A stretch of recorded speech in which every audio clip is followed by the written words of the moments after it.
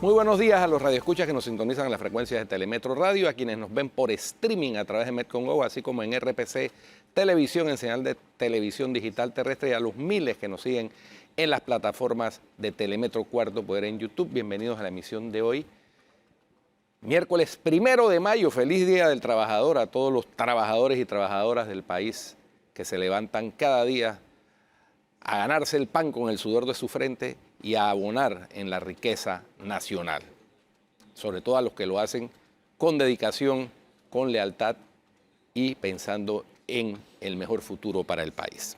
En materia internacional, al menos 24 personas murieron este miércoles por el colapso de una parte de la autopista en la provincia de Cantón, en el sur de China, según señaló la prensa estatal. A las 15 horas del miércoles se ha confirmado la muerte de 24 personas y otros 30 están recibiendo cuidados de emergencia en el hospital, informó la agencia estatal de noticias Xinhua. La cadena CCTV señaló que un tramo de la carretera entre la ciudad de Meizhou y el condado de Dabu, en la provincia de Cantón, colapsó en horas de la madrugada. El incidente hizo que 18 vehículos quedaran atrapados y 31 personas fueron rescatadas del lugar y enviadas para tratamiento hospitalario, informó en primera instancia la cadena televisiva. En videos publicados por medios locales se ven llamas y humo emergiendo de un socavón en la carretera al que habrían caído los vehículos. 7 u 8 partes del puente han colapsado. No se puede ir más allá, dice un hombre en uno de esos videos. La cadena estatal dijo que los equipos de rescate habían movilizado a personal de seguridad y emergencia, bomberos y trabajadores sanitarios. Las autoridades locales señalaron en un aviso que parte de la autopista S12 estaba cerrada en ambas direcciones. Las causas del colapso no fueron especificadas de inmediato, pero se estima que el accidente se produjo debido a las intensas lluvias de los últimos días en la provincia de Cantón, que ha experimentado una serie de fenómenos meteorológicos extremos en las últimas semanas, incluyendo inundaciones y un tornado. Por otra parte, Ecuador aseguró este miércoles ante la Corte Internacional de Justicia que la invasión a la Embajada de México en Quito fue un acto excepcional. En la segunda jornada de audiencias orales por una demanda de medidas preventivas solicitadas por México, el principal agente de Ecuador ante la Corte Internacional de Justicia, el diplomático Andrés Terán Parral, afirmó que el incidente aislado del 5 de abril fue solamente eso. Tuvo lugar en circunstancias muy excepcionales. Lamentamos y rechazamos que México ponga en duda nuestra buena fe, agregó el diplomático ecuatoriano. Asimismo, Ecuador formalizó el lunes una demanda contra México, país al que acusa de incumplimiento de sus obligaciones a la luz de la legislación internacional. En particular, Ecuador cuestiona el uso indebido de las dependencias de la embajada para proteger al exvicepresidente ecuatoriano Jorge Glass de la acción de la justicia ecuatoriana, además de interferir en asuntos internos del país. Recordemos que en la noche del 5 de abril, hombres armados de las Fuerzas Ecuatorianas de Seguridad invadieron la Embajada de México en Quito en un escándalo sin precedentes en la región. Los hombres armados se llevaron por la fuerza a Jorge Glass, procesado y condenado por la justicia de Ecuador y a quien las autoridades mexicanas habían concedido estatus de asilado. Jorge Glass continúa bajo arresto, aunque México reivindica que Glass aún goza del estatus de asilado. Por su parte, Ecuador sostiene que la concesión del asilo a Glass fue ilegal, ya que se trata de un acusado y condenado por la justicia común.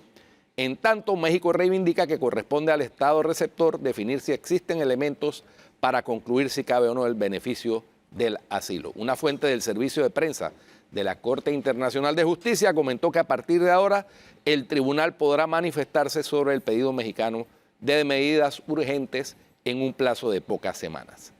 Y por último, en Estados Unidos, Flor, más de 100 personas fueron arrestadas en la Universidad de Columbia y en el City College de New York el martes por la noche, según un funcionario encargado de hacer cumplir la ley, mientras las protestas contra el bombardeo israelí de Gaza se intensificaban en los campos universitarios de todo el país. La policía, con equipo antidisturbios, entró en el Hamilton Hall de la Universidad de Columbia y utilizó granadas aturdidoras para irrumpir en el edificio en el que se habían atrincherado manifestantes pro-palestinos. Menos de 2 horas después de que los agentes ingresaron al campus de la escuela en Morningside Heights, la propiedad de la Universidad de Columbia, fue limpiada después de la intervención policial. Colombia pidió a la policía de Nueva York que permanezca en el campus hasta el 17 de mayo, 2 días después de su ceremonia de graduación, pero los manifestantes siguen desafiantes. Colombia ha sido el epicentro, pero las protestas sacudieron a las universidades de todo el país. En Los Ángeles, por ejemplo, la policía llegó al campus de la UCLA, según dijo la alcaldesa Karen Bass el miércoles temprano. Antes del despliegue, manifestantes pro-palestinos y partidarios de Israel se enfrentaban en las UCLA, según múltiples informes. La violencia que se está desarrollando esta tarde en UCLA es absolutamente abominable e imperdonable, dijo la alcaldesa en una publicación de X. Así que, Flor, fíjate en lo que ha terminado también el conflicto en el Medio Oriente. Ya se extendió a las universidades y enfrentamiento entre partidarios de Israel y partidarios de los palestinos dentro de los campus universitarios de Estados Unidos, algo impensable. Muy bien. Impensables están pasando, Guido, en Panamá. Estamos viendo cosas que jamás habíamos visto en una campaña, y eso que las campañas en Panamá suelen ser surreales. Bueno, esta es como macondiana. Aquí ha pasado y se ha visto absolutamente de todo. El tema ayer en la tarde fue el cierre de campaña de Ricardo Lombana, y todo el mundo está haciendo sus conteos de cuánta gente había ahí, cuánta gente debía haber, si fue un globo inflado, si achicó el escenario para que pareciera que hubiera más gente. Ahí vemos las tomas, Guido, Sí. del evento. Mira, sobre esas especulaciones que siempre se hacen, yo me acuerdo desde la época de los militares que ellos decían que 350.000, decían los titulares de los diarios de ERSA, 350.000 personas en la Plaza 5 de Mayo, ahí no caben 350.000 personas, aún sumándole la Vía España y las áreas aledañas donde está el monumento a Gandhi, etc.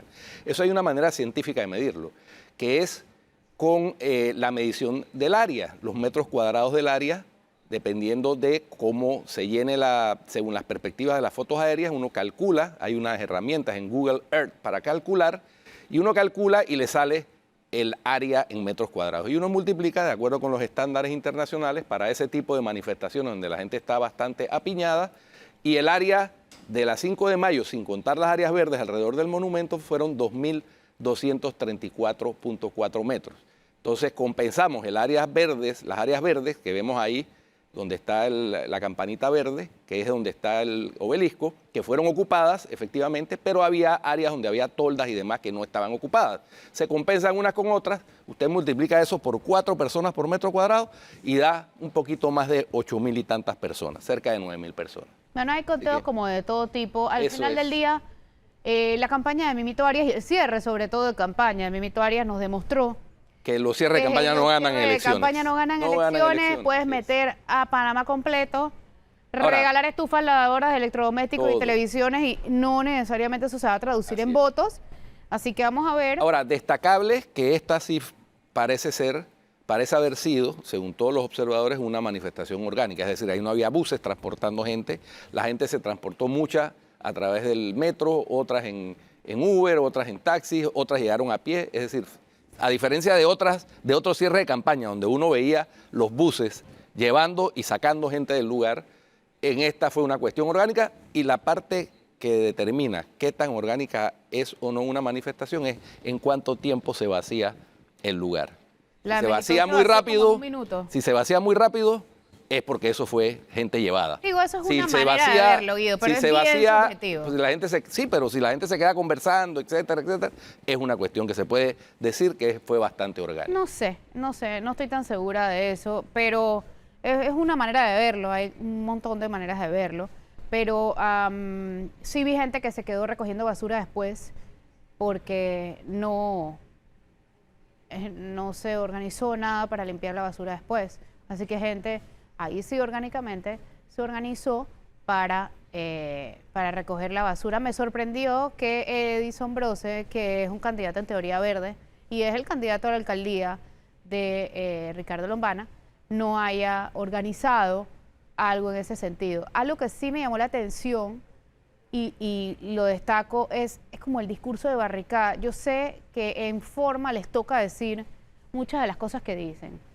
pero el griterío y la cosa, como la emoción, es como tan todos iguales. Ahí yo no veo diferenciación en ninguno de los cierres de campaña que he visto, en ninguno. La gritería y no sé, eso no me simpatiza de ninguno de los candidatos, pero entiendo que eso es precisamente la política. Eso es muy latinoamericano, ¿no? Sí, sí, pero no es profundo, es de forma y es de barricada al final. Los líderes, históricamente, los líderes de masas en Latinoamérica han tenido ese tipo de discurso.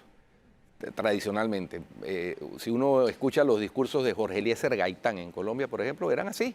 Eran discursos, claro, con mucho contenido, contenido ideológico, pero con gritos y arengas y todo ese pero tipo de Pepe cosas. Mujica no, por ejemplo. Bueno, Mujica es una excepción, Claro. igual que Uruguay es una excepción. Uruguay, Chile, en general, Uruguay es un país muy europeo de Latinoamérica. Y Chile también. Chile No, también. no es el común denominador. Ahora, Pero bueno, sí creo que el discurso fue un poquito largo, una hora. un poquito no, larguísimo Sí, cuando el una tiempo hora- de atención es 5 o 10 Así minutos es. como máximo. Creo una que hora habló de demasiado. discurso que además estaba siendo televisado en vivo. Demasiado. Pues lo que tú dices creo que si consultamos con las personas que estaban siguiendo los niveles de audiencia, podremos confirmar que después de los primeros 15 o 20 minutos la gente cambió de canal. Ya, porque es que ya. demasiado largo. Demasiado. Así que En otros temas, ayer Melitón Arrocha, como habíamos dicho en la mañana, confirmó que él no va a renunciar a su candidatura, solo apoyar a Martín Torrijos. Entonces, al final, eso le permite no devolver el subsidio, que es casi $1 millón, 900 y pico mil dólares. Eso me parece muy conveniente y muy impresentable. Lo tuviste esta mañana, Tenógenes, en el noticiero, y sobre ese tema, ¿qué te comentaba? Yo le pregunté 7 veces acerca si realmente él se mantenía en la papeleta y las 7 veces me dijo que sí, de diferentes formas, ¿no? Puede decir por si acaso. Es más, tú sabes que nos reveló algo importante. Él dijo que él recibió la llamada del magistrado Eduardo Valdés de Coferi, que le preguntó directamente. Y el magistrado le dijo, bueno, ¿hay alguna carta de renuncia? Y le dijo al magistrado que no. Y el magistrado dijo, bueno, ok, perfecto, si no hay renuncia. Si no hay renuncia, no hay nada que hacer, sale en la sí, papeleta. punto. todo eso, mira, tú sabes que ayer en un grupo de abogados estábamos conversando sobre el artículo de Marras del Código Electoral. Y me decía uno de los abogados, o sea que el código obliga a que uno, aunque tenga que renunciar por cualquier causa, no renuncie porque es como una disuasión el hecho de tener que devolver el subsidio. No es una Ponte- disuasión, es lo que es. Sí, por eso, pero es una disuasión, porque Flor, en este caso fue para apoyar a otro, pero ponte que a un candidato se le muera la esposa o se le muera un hijo y tenga que renunciar a la candidatura por eso. Obligarlo, faltando 4 o 5 días, a devolver el subsidio que ya se ha gastado en la campaña es como excesivo, desproporcionado, ese es el punto, ¿no? Pero es que ¿por qué el Estado tendría que pagarte una campaña si no vas a terminar Lo que pasa es corriendo? que Bueno, la por ley- eso No, es precisamente, y hay porque, que ver, porque depende de las circunstancias. yo Entonces el revisé- artículo no establece en Sí, circunstancias. el artículo no, es verdad, el artículo ¿No? no establece. No lo Es más, y el establece, artículo es bien claro, ¿ah? Sí, no sí, corres, sí. tienes que no dice Tienes ni que- siquiera que tienes que devolver una parte, tienes No, que todo. devolver el Tienes que subsidio. devolverlo. Todo. Tienes que devolver Porque el es que está subsidio. hecho para los tramposos Sí, y para los claro. huevavivos. No, Tienes sí, que devolver el subsidio. pero Hay debería haber ocasiones en las que no. excepciones. Debería haber Claro, pero excepciones. es que, ¿No? a ver, o sea, es que nuevamente entramos en los temas de vacíos legales. ¿Cuál es la intención No, pero de quien redactó no, la pero ley? espérate, ahí no hay vacío legal. Si decides renunciar, tienes que devolver el subsidio. Claro, lo Punto. que Ahí no dice hay Guido vacío es que legal. debería haber una diferenciación. Debería haber. claro, porque se pueden dar otras Y circunstancias. proporcionalidad. Otras porque cosas No, justas. ¿qué pasaría si muere el candidato y no puedes correr? No puede correr. Bueno, Tienes que devolver el subsidio, ¿ah? Claro. O sea, de acuerdo a la norma, al código electoral como está, tendría que devolver el subsidio. O No si corriste. tiene no sé. una, o si tiene No sé una si calamidad muere. familiar. No sé si muere, pero si tiene una calamidad familiar. No ponte, dice que no. Se le muere si un muere hijo. tampoco dice que no. No, pero dice que renuncia. Es que yo digo que, o sea, una cosa es la renuncia, otra cosa es la Es muerte. implícito. Si renuncia porque se le murió que un pasa es hijo que- y no tiene la fortaleza moral para seguir con la Mira, campaña, lo obligan a devolver el subsidio hay que- aunque se lo haya gastado Creería que en la sí. Mira, campaña. yo pienso que... O sea, y eso hay que revisar. Yo pienso que si la libre postulación, si todos los temas relacionados con las candidaturas independientes van a tener que revisarse. Sí, porque el en Código esta Electoral. vuelta, en esta vuelta las Hay tres muchas- candidaturas independientes quedaron en manos No. de miembros de partidos, las tres. Además de eso, hay muchas barreras de entrada para el resto de la gente que quiere optar por esa posición. Es más, yo creo que debemos revisar hasta la constitución de la forma en que organizamos los partidos políticos. Creo Claro. que tenemos que ir un paso adelante. Tenemos Sí. que ir un paso adelante en función Eso- de lo que otros países de la Tú región sabes están que haciendo. eso decía- los partidos municipales, los partidos comunitarios. O sea, yo creo Eso- que debemos caminar hacia allá. Ya no podemos tener una En sociedad donde ese- solamente haya la oportunidad de un partido enorme, gigante, cuando existen, ya vemos por circunscripción, otro tipo de opciones. Total. En ese sentido Claro. apuntaba ayer en un foro que organizó el diario La Prensa, Daniel Sobato. Exactamente. Tenemos que pensar en reformar todo eso que estás apuntando, Sí. Ateneo. Claro. Desde la organización de los partidos O políticos, sea, la conformación de los la partidos. conformación, o sea, es la misma desde el siglo XIX. Yo creo que, Entonces, eso, yo creo que el mundo último gran cambió. partido de América que quedaba es el PRD, ojo. Revisemos la historia. Y El vamos a ver qué PRD, pasa con y el vamos a ver PRD. qué pasa después de esta elección. Sí. Yo diríamos que quizá es el último gran partido que queda todavía con esa estructura, ese paso gigante, esa pesadez, esa burocracia. Creo que es tiempo de hacer una reforma ya integral de nuestras leyes electorales y revisar el concepto de partido, porque estamos viendo en todas estas personas, muchos jóvenes, muchas caras nuevas de la libre postulación, que sí hay interés en la política, sí, pero no hay un interés en la política tradicional. Ojo, no es que están dándole la espalda a la política, ellos sí quieren participar en la política, pero no de la forma en que se ha hecho hasta ahora. Entonces sí es una oportunidad de oro para poder ir transformando poco a poco ese pensamiento político. Quizás ya no desde un punto de vista ideológico, porque vemos también que los partidos se han separado completamente de las ideologías. Mucho. La Ya- mayoría, ya- todo, lo- yo lo- diría que... Lo vaticinaba Rubén Blades en una canción de hace 20 años. Ya no hay izquierdas ni derechas, No, decía. no. O sea, Ya, eso es- realmente el concepto de izquierda y derecha como tal, incluso en el resto. Ahora, el mundo se ha polarizado en otros sentidos Exacto, y en otros temas. y en otros temas. Que en el caso panameño, insisto, yo siento que tenemos un gran tema con el desempleo, con la economía, con la corrupción, pero yo veo que están surgiendo otros temas como trae aquí Flora el matrimonio igualitario, que también quizás en esta elección yo no lo he sentido como una herramienta política polarizante, pero que no sé si en la próxima elección Más sí o se menos, convierta. porque Lombana sí habló de la Pero- Agenda 2030. No, es todo lo contrario. Vi que todos los políticos se fueron fueron para el otro lado, lado. menos él. Pero yo no lo siento todavía que eso sea una herramienta polarizante. Pero ojo, en esta elección, a lo mejor para la próxima sí. Pero primero tenemos que resolver otros problemas, porque hay un orden de prioridades en los gobiernos y en los estados. Ahora, sí Primero surgieron- el tema de corrupción, primero el tema económico, porque aquí todo el mundo habla, y lo vi en un artículo y en un escrito que hizo en redes Felipe Chatman, todo el mundo está hablando bonito, propuestas y demás, sí, pero ¿con qué haces eso? ¿Cómo lo haces? O sea, ¿con qué plata? Si estamos viendo que tenemos un problema de déficit fiscal grave y serio. ¿Y con qué plata vas a hacer eso? Porque el cómo quizás hasta resulta repetitivo. Y quizás la pregunta es ¿con qué plata? ¿De dónde cómo vas a financiar todo lo que quieres hacer? Todo el mundo está hablando de un tren para aquí, el otro está hablando de la ampliación de la línea, el otro está hablando de una autopista que recorra todo el país, el otro está hablando de una costanera. Sí, pero ¿con qué plata?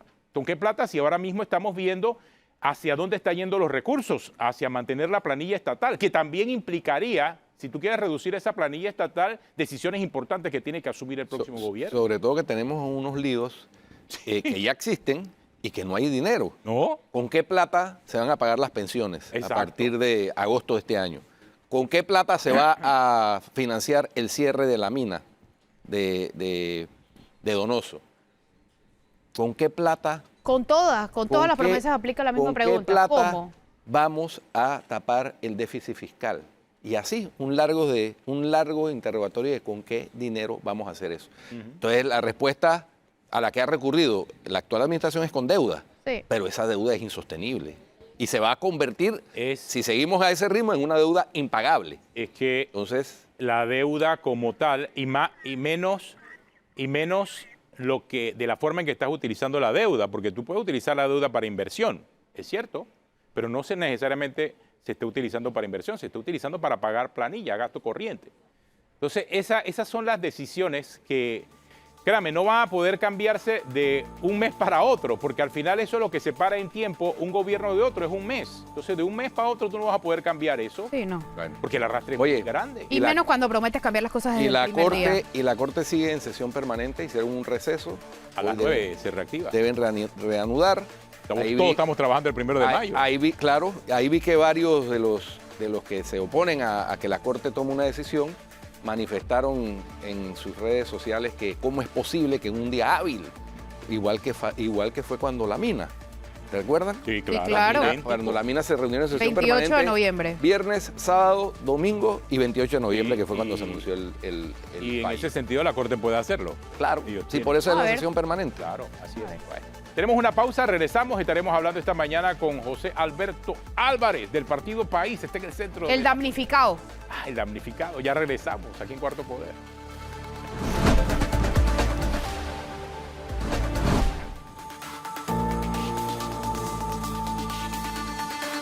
Ñito Adame, le hiciste el cálculo de Ñito Adame. Flor, ¿cuántos días hace falta para el 5 de mayo? Me va a dar como una cosa. 3 días con 22 horas y 28 minutos. Porque se calcula. La gente dirá, bueno, pero es que son 4 días, está sumando mal. No, es que se calcula hasta a las 7 de la mañana del 5 de mayo. Así que faltan 3 días con 22 horas. Casi 4 días, pero en verdad son 3 días y 22 horas para que empiece el proceso de votación. Muy poco tiempo, Formal. muy poco Demasiado tiempo. poco tiempo. 3 días para que no sepamos todavía. Mira, quiénes van a ir en la papeleta es una En, locura. en otras épocas, en esta época, a esa distancia de las elecciones no se podían publicar encuestas. Este año las encuestas Hasta se pueden publicar mañana. hasta mañana, en virtud de un fallo de la Corte Suprema. No, y las encuestas no del año científicas. 2018. Ojo, y Hasta las el encuestas último no día. científicas pueden publicarse No, y las hasta de- el día de la elección. Y ¿ah? las de redes Solamente tienes Y que los poner. simulacros va a haber también hasta Sí. encuestas a boca de urna, Sí, que no sí. están permitidas. en Solo la tienes legislación que decir electoral. que no es científico. Punto. Así es. Ya. O sea, eso sí es una de esas cosas que pueden hacerse. Bueno, Después que se diga que no es científico, no hay problema. Exacto. Pero bueno. el problema es cuando la gente no lee las partes que dice esto no es científico. Sí, que la tiene que Y ponerlo se grande. creen la cosa. ¿Por qué no ponemos eso? Sí. Bienvenido, don Toto Álvarez. Hombre, Gracias, gracias. felicitaciones por el Campeonato Nacional de Béisbol, por cierto. Definitivamente Pues, estamos Y llenos nuestro de alegría. pésame por su ¿Por qué pésame? damnificación política. O ya tiene. Porque es que, a ver, yo como que no entiendo una cosa. A ver, hablemos. Dime. Vamos a hablar. Usted va, antes de ayer en la mañana, a la Corte Suprema de Justicia y dice, para mí hay sustracción de materia, en el caso de José José Molino debe correr. Ese es el presidente del partido País hablando, ¿ok? En la tarde, Melitón Arrocha sale y, en teoría, para su sorpresa, anuncia su apoyo a Martín Torrijos sin renunciar. Si su partido, la subsistencia de su partido, depende de los votos que saca Melitón Arrocha en la papeleta de País, en una de las 2 papeletas que corre, ¿por qué usted va y pide sustracción de materia en el caso de José Raúl Mulino? Eso no es dispararse contra el pie o desconocer que la existencia de su partido depende de un candidato al que no está directamente apoyando. Te contesto por lo último. Ellos están al día en materia de código electoral. La subsistencia del partido no depende del voto presidencial. Eso era hace muchos años atrás. También depende del de diputado, alcalde y representante. Exactamente. O sea, y nosotros, la apuesta inicial, antes de las postulaciones, antes de aparecer cualquier candidato presidencial, fue escoger muy buenos candidatos a representantes, a alcaldes en 7 ciudades principales del país. En ese recorrido me di cuenta que la 7ª ciudad en población no es Santiago, que es Penonomé. Ujú. Y entonces nosotros tenemos más de 50 candidatos a alcalde. Tenemos más de 200 candidatos a representantes y tenemos 59 candidatos a diputados. O sea que en cualquiera de esos 3 renglones nosotros podemos obtener hemos calculado como 50.250 votos que hay. ¿Cuántos en total necesitan? Eso va a depender Ajá. ¿De qué de la circunscripción? Del voto válido, ¿no? del voto válido, Exacto. exactamente. Entonces, como es el 2%, y haciendo los cálculos que se hacen de la gente que se proyecta que va a votar en base a un 72%, que ha sido la media, entonces deben ser unos 50.250 votos que debemos obtener. Si solo el candidato, nuestro alcalde, saca por lo menos la mitad de los votos que sacó en la ocasión anterior, nosotros no hay ningún... Usted se refiere a Triple R. Me refiero, lo iba a mencionar, Ajá. me refiero a nuestro candidato a alcalde de la ciudad de Panamá. Pero él mismo no marca en las encuestas. Él mismo lo dice. Bueno, pero para marcar en las encuestas, tiene que estar arriba de 100.000 votos, porque aquí se gana la alcaldía de Panamá con por lo menos 145.000 votos. Él ganó, la última elección él sacó 70 y pico mil. 57. Ah, él Él- dijo él- ayer que 70 Pues lo que mil. pasa es que hubo mucho voto, la gente no estaba muy clara en eso de cómo votar por independiente y hubo mucho voto nulo en el caso de su papeleta. Sí, él sacó casi 80.000, pero le anularon mucho y válidos 57.000 votos. Ok, pero Entonces- ¿por qué entonces apoya, estando Entonces, con Militón, por qué apoya a Molino? Mire, entonces, mi profesión es abogado. Ahora mismo estoy en un rol político, pero yo el otro año, no hay reelección en el partido, yo no me reelijo y yo sigo siendo abogado. Entonces, la semana pasada, el miércoles, en un almuerzo conversando con casualmente Ítalo y mi primo Ítalo Antinori y el doctor Miguel Antonio Bernal, hablando del tema, llegamos a la conclusión que había ocurrido algo sobreviniente. ¿Por qué? Entonces esto hay que explicarlo.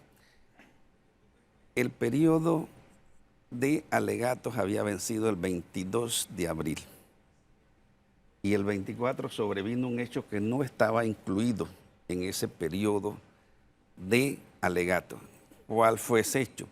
El tema del voto adelantado. O sea, las personas, tanto en Panamá como en el exterior, comenzaron ya a votar por determinados candidatos y José Raúl Mulino, así como los otros 7 candidatos, están en la papeleta. Además, advertir que en casos de inconstitucionalidad los fallos operan hacia el futuro, es decir, no hay retroactividad. Entonces, como abogados, quisimos plantear esa tesis al colegio. Entonces, no recuerdo si fue Miguel Antonio, el artículo 41. El artículo 41 de la Constitución es el que le da a todos los ciudadanos, y es bueno que lo conozcan, el derecho de petición. Entonces, en base al derecho de petición, nosotros el lunes presentamos ese escrito ante la Corte Suprema de Justicia.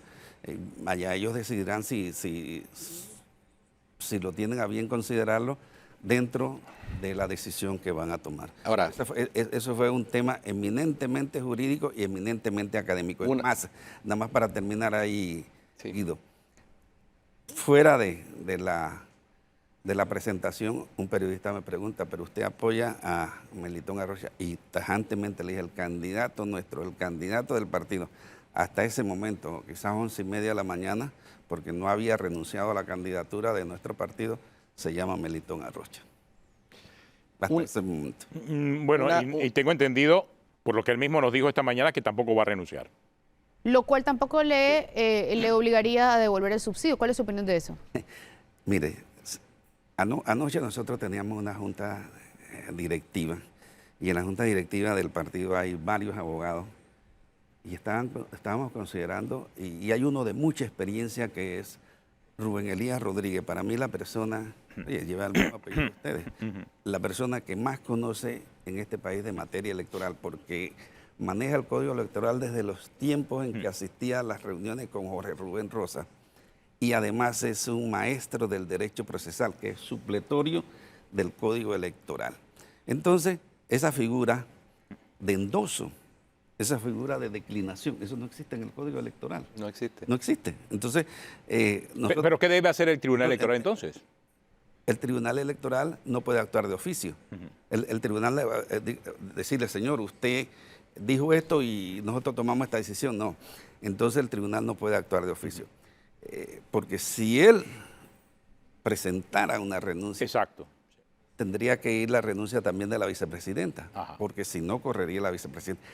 Y asumiendo que presentara una renuncia, entonces tendríamos que llamar al cuarto candidato que obtuvo los votos. Ustedes recuerdan en el 14 que Gerardo Solís renunció a la candidatura y se llamó al cuarto candidato, que fue el profesor Jované. Pero hasta este momento, 1 de mayo, casi 9 de la mañana, nosotros no sabemos a ciencia cierta qué documentos él ha presentado al Tribunal Electoral. No, esta No, mañana nos ya- dijo en una entrevista que no, es más que lo había llamado el magistrado Eduardo Valdés Escoferi. ¿Y que le había dicho y que le había no? dicho que no. O sea, y es más, también dijo que el Partido País no le había dado plata. Una, Que- una, No, una, pero es que- Aclárenos ese punto también, ya que estamos hablando de eso. no, pero mira, O sea, como que no le debía fidelidad a ellos Sí, porque exacto. ellos no, habían, Sí, no sí, se habían sí. bajado del bus. no, mira, porque también dijo, ¿Va a sacar el cheque o qué? Ah, ya. No, un papelito ahí. ¿Y qué Ay, es lo que hay ay, ay. atrás de eso? parte de mi propuesta, pero mira, en toda nuestra publicidad dice Melitón Arrocha Presidente. presidente. Ah, ok. Entonces, se habló también por ahí, porque a lo mejor no lo dijo él. que- Pero sin fotito, bueno, porque estas son... sin fotito, no venga. Mire, por favor, a ver si me pueden, Pero por no, favor, pero poner es que- aquí. Es que las fotos están en la propaganda institucional. Esa es la propaganda mía como candidato al 8-3. Por Soy favor. candidato a diputado del 8-3. Mira, pone la foto del suplente Augusto Valor Semena Y ponemos en y toda la entonces propaganda... ponen abajo de que Melitón chiquitito. No dije que eso Melitón Bueno. es una persona de buen tamaño. ¿Y por qué no nos ponen la foto? Usted- Es como una publicidad mentirita. No, para nada. Un apoyo ahí medio fake. Desde el primer instante. Y mira, volviendo al tema del dinero, hay subsidio electoral previo en base a los partidos ya constituidos, los votos que sacaron en la ocasión pasada. Esos son 6 partidos que tienen un grueso, porque tienen el 75% del subsidio electoral, se lo llevan esos 6 partidos. 3 partidos somos nuevos, Moca, RM y nosotros. Y se divide a partes iguales, porque no hemos ido a una elección. Entonces, nosotros todavía tenemos plata en el tribunal, que eso no va a alcanzar. Ya están los candidatos llamando desesperadamente que qué vamos a hacer. Esa plata se va a repartir entre los candidatos. En tal Ese caso, uno- muchos candidatos esperaron. Oiga, don Toto, que- pero usted no pega una porque me acuerdo que usted estaba en negociaciones Está como un saco de sal.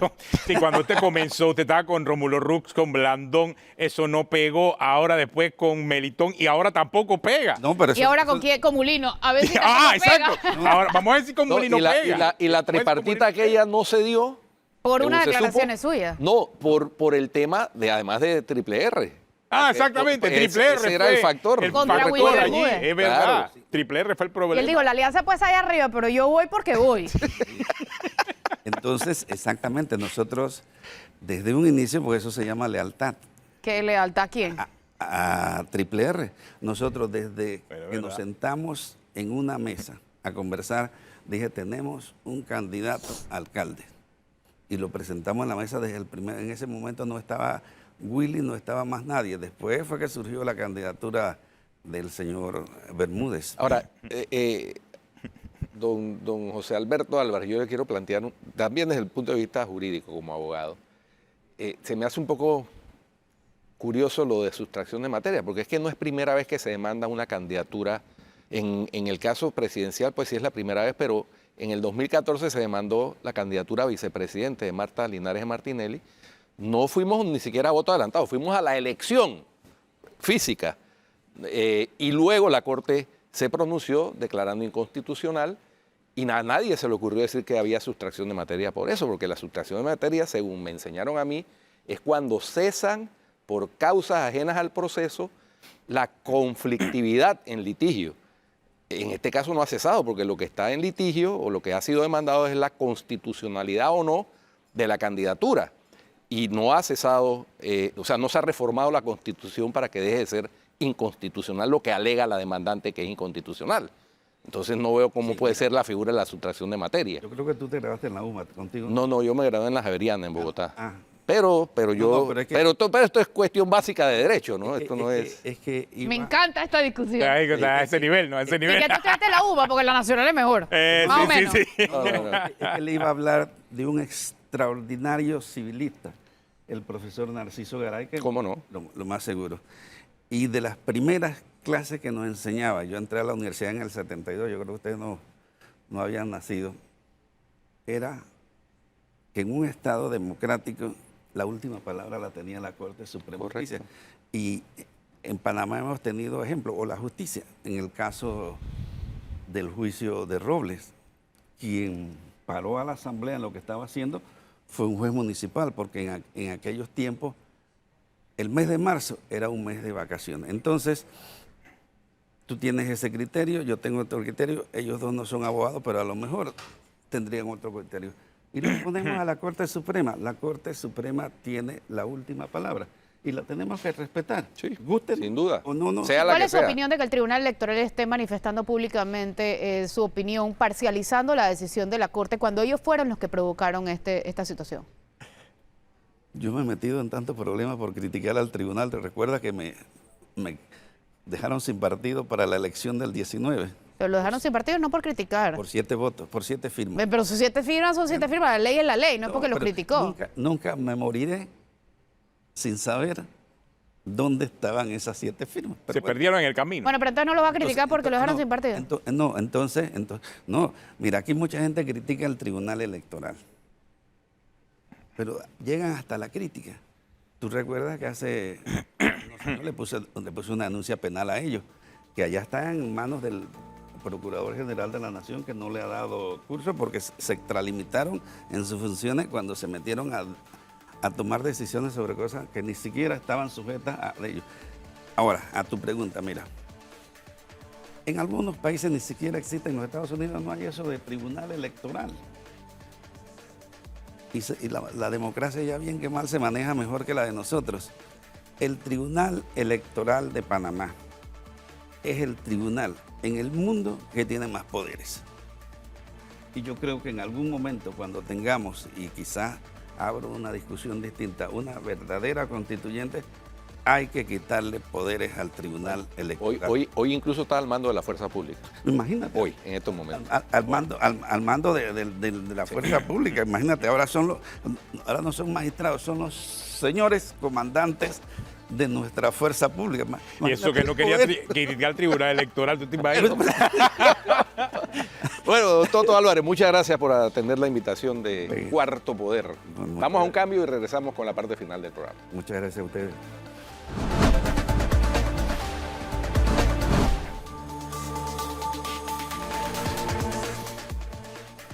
Estamos de regreso en Cuarto Poder y ahora nos acompaña el ingeniero Luis Oliva, ex administrador de la AIG y candidato a diputado por el circuito 82, San Miguelito. San Miguelito. Oye, por ahí lo vi con cuña en televisión y todo. ¿Cuántos candidatos saca el PRD en el circuito en 8-1?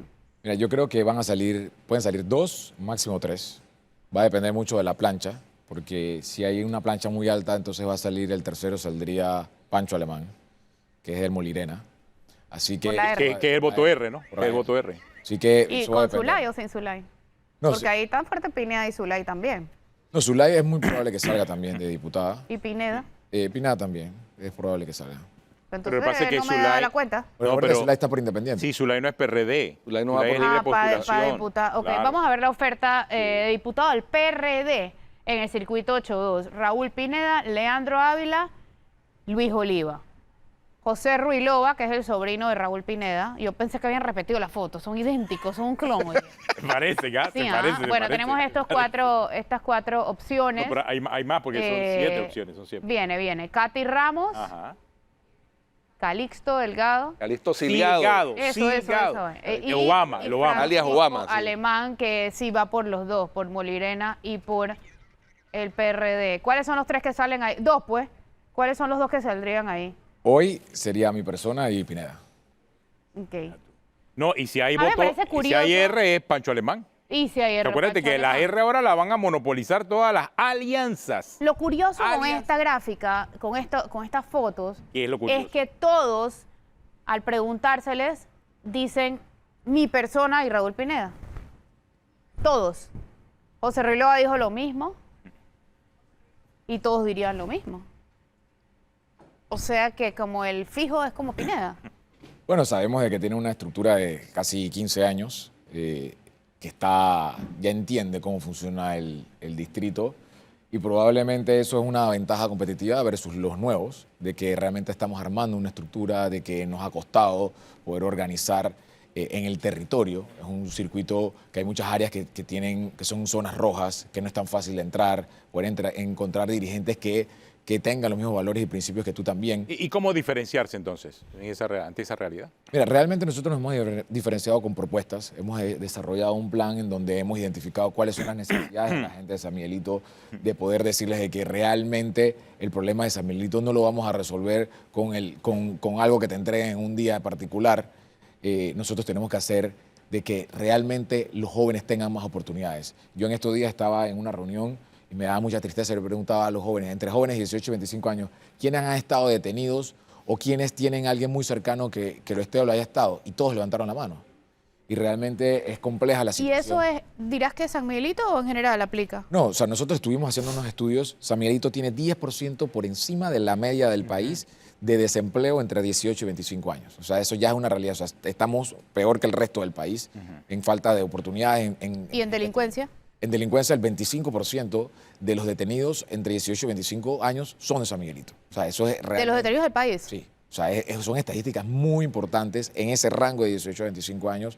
Son estadísticas que a nosotros nos sorprenden y que realmente, si no hacemos algo, San Miguelito es una olla a presión en estos momentos. ¿Cómo te ha afectado la denuncia presentada por el subdirector o el ex subdirector en el momento que tú eras director de la AIG por malos manejos en los sistemas de la AIG?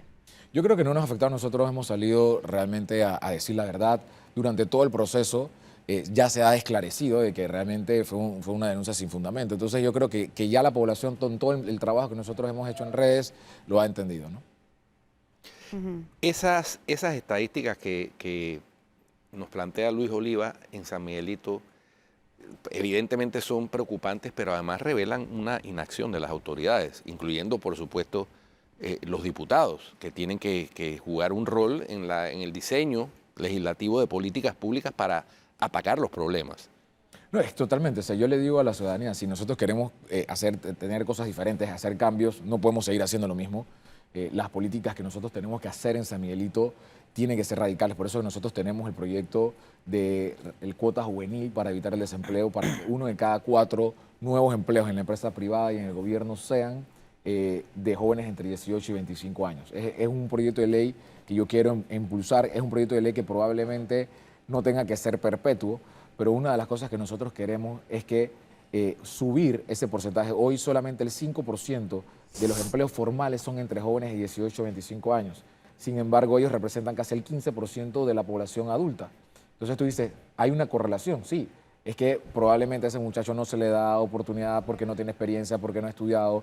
Y muchos empresarios dicen, es que yo no voy a invertir en este joven porque lo invierto en un curso, invierto algo, y entonces ya por $100 se me va para otra empresa. Entonces queremos darle los argumentos a los empresarios de que ellos puedan decir, sí, yo te voy a invertir en ti, pero voy a tener una garantía de que tú vas a trabajar para mí X cantidad de tiempo. Es más o menos el proyecto de ley que queremos desarrollar. Programas de aprendices, pasantes, etcétera, que es la manera como los jóvenes recién egresados de los colegios, de la secundaria, adquieren algo de experiencia que les sirve además para llevar un ingreso. Ese es el proyecto. Entonces van adquiriendo experiencia de manera que adquieren experiencia trabajando. Así es. Se llama mi primer empleo, mi primera chamba. Póngale el nombre que usted quiera, pero eso es ahí hay un diseño de política pública realizable que no ha habido manera de que se implemente. Que por lo general son esfuerzos de la empresa privada, ¿no? La Cámara de Comercio ha sido pionera en ese tipo de programas, pero eso es muy limitado. Así es. Entonces se necesita que el Estado intervenga. Ahí es donde sí debe intervenir el Estado para ayudar a resolver ese problema del desempleo juvenil. Ahora que Flor le preguntó sobre ese paso por la AIG, ¿qué tanto le ha servido para el reconocimiento en su campaña política ese paso por la AIG, entendiendo que usted prácticamente estuvo casi todos los días en los noticieros durante la pandemia? Bueno, hay que aceptarlo. Casi todo el mundo, cuando yo llego, identifican de que soy una persona que ayudó en tiempos de pandemia. Lastimosamente, muchos no me reconocen por el cambio físico. Y yo le decía eso esta mañana, sí. El cambio físico ha sido clave, ¿no? Usted me aclaró que no se hizo cirugía plástica, ¿no? Así es. Sí. Así es, pero sí, la verdad es que mucha gente después cuando le decimos, oye, mira, nosotros ya hemos demostrado al país de que yo soy el man de la foto. Sí, básicamente, pero la verdad es que la gente reconoce el esfuerzo que le reconoce el nombre, claro, ¿no? En pandemia, sobre todo por el hecho de que eran momentos difíciles. Muchas veces yo tuve que salir a televisión a decir cosas que no necesariamente eran alentadoras, pero tocaba decirlas y la verdad es que generamos una credibilidad por parte de la ciudadanía. Pero cuando uno revisa todo lo que se hizo durante la pandemia, por ejemplo, Panamá Digital, Esther, Rosa, su nombre está detrás de cada una de esas aplicaciones. De esas por ejemplo, aplicaciones que digitales, esos avances digitales que hubo en campaña, pero se ve nublado por la denuncia que hace luego el subdirector de malos manejos. Sí, yo creo que fue los que orquestaron eso, lo hicieron porque nosotros estábamos marcando muy fuerte. O sea, realmente el trabajo que habíamos desarrollado tenía que ser tratar de opacarlo de alguna manera y eso es parte de la ¿Quién? política. Bueno, los intereses tanto políticos como económicos, porque nosotros lo que hicimos fue cortar contratos. O sea, por ejemplo, un contrato que nosotros demandamos... No, pero también dieron contratos a dedo. No, nosotros, es más, la denuncia que nos pusieron es por cortar el contrato. Pero también se dio un contrato luego a dedo, a listo. No, es que Listo no fue contratado. Claro, claro, pero peor todavía, porque cuentas claras, chocolate espeso. O sea, ellos estaban trabajando sin un contrato, lo cual es peor todavía. No, es que lo que... Y en teoría donado, ¿quién hace eso y a cambio de qué? Bueno, es que esa es parte de lo que nosotros desarrollamos. ¿Por qué nosotros tenemos como Estado que pagarle las cuentas a los supermercados? Si los supermercados ya tienen eso dentro de sus... Cuando tú pagas una tarjeta de crédito, ellos lo tienen dentro de sus costos.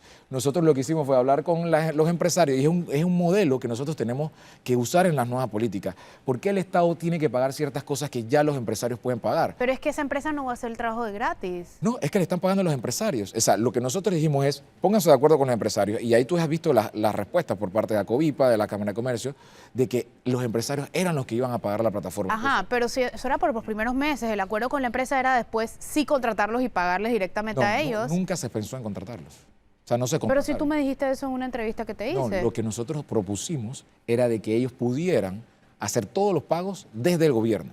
O sea, realmente todos los pagos del gobierno, los supermercados, los comercios, las farmacias, pagaran directamente con Listo. Y el Estado no tuviera que hacer ningún pago. Esa era parte de lo que nosotros queríamos. Entonces, ¿por qué quisieron contratar con ustedes? No, no contrataron a nosotros. Acuérdate que eso O salió... sea, le quitan el contrato a Cable y se lo dan a Listo. Ajá. O no se lo dan, pero los ponen a trabajar gratis. ¿Quién se come ese cuento? No, Flor, pero vamos a ver la coyuntura. Nosotros teníamos en ese momento un problema de combustible, porque ellos entran por el combustible solidario. Ajá. Y ellos donan la plataforma porque fue un tema de 8 días. O sea, no fue que nosotros lo hicimos para Listo. Ellos entran es en combustible, Flor.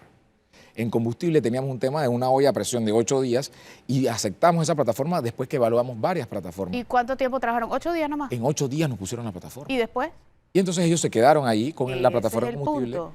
porque ellos básicamente lo que querían, y es verdad, muchas de las empresas donan al Estado, no solo esta, donan plataformas porque lo que ellos quieren es entrar en el mercado. A y eso me poder- refiero. ¿A dónde hubo libre competencia ahí? Porque nosotros evaluamos varias plataformas, pero es un momento coyuntural, no era algo como que nosotros teníamos que tener 6 meses, 12 meses para poder recibir diferentes propuestas. Ojo, pero 8 yo días. entendí, antes de comenzar la discusión, de que por haber quitado A Cable. exactamente a Cable o a proveedor o a proveedores, lo atacaron a usted. Eso correcto. es la impresión que usted tiene. Sí, es que al final el sentido es, tenían un contrato de 5 millones de dólares que nosotros le cortamos y que el Estado y los panameños nos ahorramos. Esa es la realidad. O sea, y por esa decisión comenzaron los ataques. Así es. O sea, simplemente fue por cortar un contrato de 5 millones de dólares. Pero es que eso está sacado de contexto, porque es que después de cortarle un contrato, hasta ahí hubiera estado perfecto. Lo que pasa es lo que pasó con Listo después. O sea, ¿Qué eso fue lo no que se pasó puede después? desconocer. ¿Qué pasó? Trabajaron de gratis. Sí, gratis, el Estado no pagó nada. Es lo que te quiero Nunca. decir. Nunca pagó nada. Flor, eso es lo que te quiero decir. Han tratado, tú puedes buscar. Si nosotros Pero la hubiésemos- impresión que queda es que usted tenía algo que ver con Listo. Exacto. Entonces, eso O es sea, lo que te quiero mi decir, pregunta que es si tenía o no tenía algo que ver con no Listo. teníamos nada que ver con Listo. Entonces, eso es lo que ellos han tratado. Claro, un empresario que le ¿Por qué cortan un una contrato... empresa ¿por qué una empresa le atraería trabajar gratis para el Estado? Porque- para ser contratado después. Porque su negocio son los empresarios privados, son los supermercados. Entonces, si tu negocio son los privados y el Estado te está dando una oportunidad de que tú puedas utilizar lo que tienes con los comercios, realmente ese es el beneficio que ellos tienen. Es decir, no es gratis. No, para el comercio sí. Para el comercio sí paga, comercio no es paga, gratis. O sea, pero- no lo hacen por desprendimiento, sino que le cobran a los comercios. Claro, o sea, nosotros lo que hicimos es trasladar lo que el Estado pagaba, que lo pague el comercio. Y yo creo que eso es lo importante de esas políticas que yo creo que tenemos que empezar a buscar a los panameños. Muchas de las cosas que el Estado paga, realmente las deben de pagar la empresa privada o las deben de pagar terceros. Ok, ¿y quién lo atacó? La empresa. Bueno, sabemos de que tanto la empresa como algunos adversarios políticos buscaron... No, pero la empresa que estamos hablando que la atacó, ¿quién sería? Cable and Wireless. Sí, y sus subcontratistas, ¿no? Ellos lo atacaron. O sea, a ellos En usted parte- culpa como responsables de esos ataques. Sí, y hay relaciones de ellos con el sudamericano. Pero mira lo que tú me dices en el knockout. ¿A cambio de qué la donación? Pregunto yo. Porque dice, Kevin Aguales notificó la desconexión de la plataforma por falta de pago. O sea, que el gobierno le estaba pagando y por eso ellos notificaron la desconexión de la plataforma. Y tuvimos que pedirle el servicio donado a Listo. O sea, que ustedes se lo pidieron. Porque ellos venían ya con el subsidio de combustible. Entonces yo digo, ¿a cambio de qué la donación? Y tú me contestas, de poder ser contratados a futuro. Entonces yo te digo, ese contrato se les venció en julio, contrato entre comillas, porque no tenían todavía un contrato. Dice, esta semana nos hicieron el traslado de partida para perfeccionar el contrato. Y yo te pregunto, ¿y será contrato directo o licitación? Y tú dices contrato excepcional, luego licitarán. Sí, Flor, lo que sucede es que en ese momento nosotros teníamos que pagarle a la empresa por los servicios que se habían dado. Luis Carlos Estado lo que él proponía era de que nosotros hiciéramos una contratación a Cable Wireless o al que fuera, y yo le decía, no, nosotros tenemos que hacer que los supermercados paguen esto. Y el que va a sustentar ese traslado a la asamblea es Estado, no soy yo. En nombre tuyo. Sí, pero al final yo le digo, si ustedes quieren seguir con una plataforma pagada por el Estado, ustedes son los que van a quedar a cargo de la IG, porque ya yo estaba de salida. Lo que quieres decir es que en la investigación interna que se hace al final el culpable sería Stout, no tú. No, al final él era el que iba a quedar como administrador en todo caso, ¿no? ¿Y por qué lo sacaron entonces? Bueno, porque es parte de la... No sé cuál es la realidad del presidente por el cual lo habrá sacado, pero sin embargo yo sí creo de que en la investigación ha sido muy temeraria, porque nosotros hemos visto cómo los comerciantes, los supermercados han dicho, hey, nosotros no fuimos obligados, no ha habido un pago por parte del Estado. Pero hubo contrato no, porque en la No hubo entrevista contrato. dices que iba a decir, y No, que no iba a hubo. haber, y extraordinario, No y que hubo. ya ya iban a recibir No la... hubo ningún contrato. No hubo ningún. ¿Qué cambió? No, es que al final, eso es lo que te quiero decir. Nosotros nunca decidimos tomar un contrato. Luis Carlos pidió el presupuesto porque si iban a seguir con una plataforma paga, ellos tenían que pedir presupuesto para eso. Pero ya yo estaba saliendo de ahí, así que al final la decisión que tomara iba a ser el próximo administrador. Pero lo que sí te puedo decir es que claramente no hubo un contrato, no hubo ningún pago por parte del Estado, y yo creo que son las políticas que nosotros tenemos que empujar para que realmente podamos hacer más eficiente el Estado, ¿no? Bueno, ingeniero, muchas gracias por acompañarnos. Aquí en Cuarto Poder, el ingeniero Luis Oliva, también candidato a diputado allá en San Miguelito. Gracias por acompañarnos. Gracias por estar con nosotros y sigue con Telemetro Radio, siga con la programación regular y en RPC Televisión la retransmisión de Calle 7. Hasta mañana.